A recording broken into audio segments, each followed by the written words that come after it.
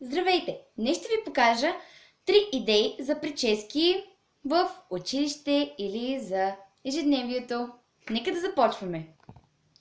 Прическа номер 1 ще е небрежен кок.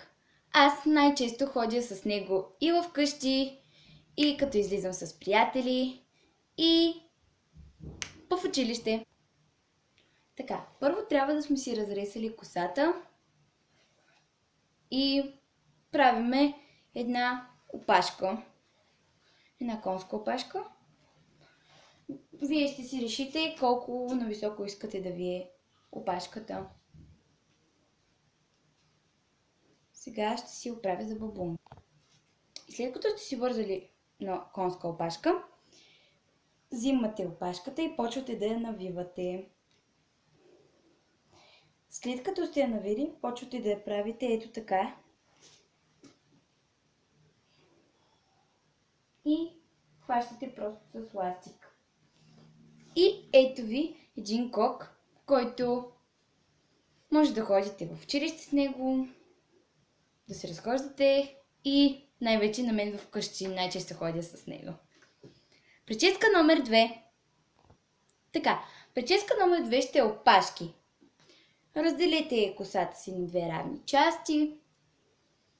Аз ще оставя ето този кичур. Този. Ето този. А другата част ще я вържа. Сега вързвам и другата опашка.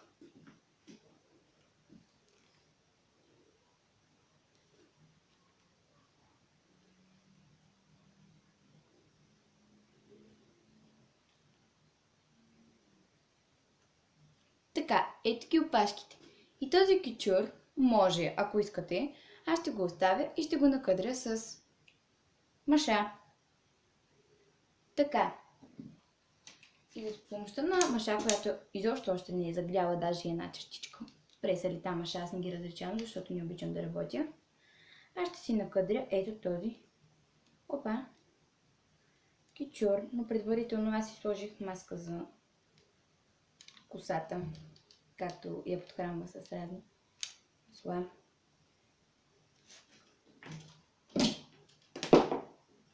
Така, ето това беше втората идея прическа. А ето я и третата.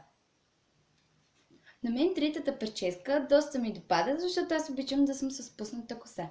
Така, хващам ето този кичур и почвам да го усуквам.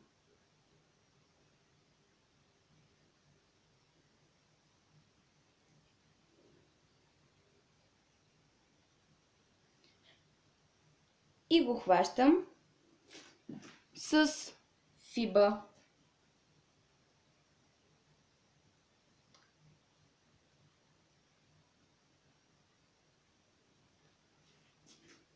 Сега и другия кичур от другата страна. Него ще го хвана към другата фиба. Ето.